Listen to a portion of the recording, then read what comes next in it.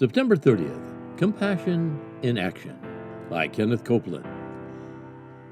But when he saw the multitudes, he was moved with compassion on them, because they fainted and were scattered abroad as sheep having no shepherd. Matthew 9:36. Compassion. That's the one thing people need more than anything else in this world. They need someone to reach out to them with the compassion of God.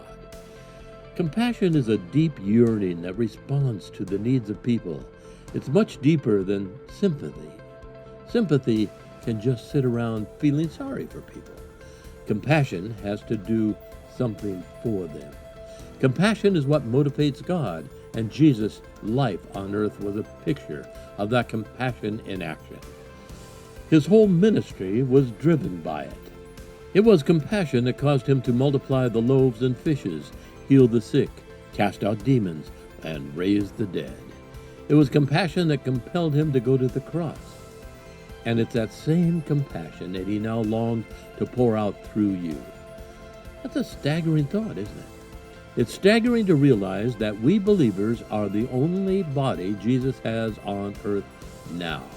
His healing must flow through our hands and our faith. His compassion must move us to provide for the hungry. It must compel us to cast out demons and set the captives free.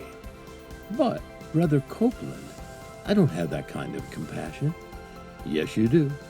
If you have the Spirit of God dwelling inside you, you do. Because He is that kind of love. You simply need to activate it. How? Just like Jesus did when He walked the earth, through prayer and fellowship with the Father. Look through the Gospels and notice how much time Jesus spent alone with the Father. That time activated the compassion of God within him.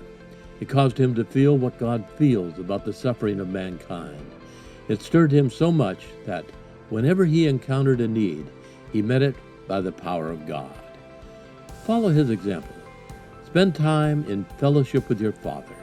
Meditate on His compassion until it rises up strong on the inside of you.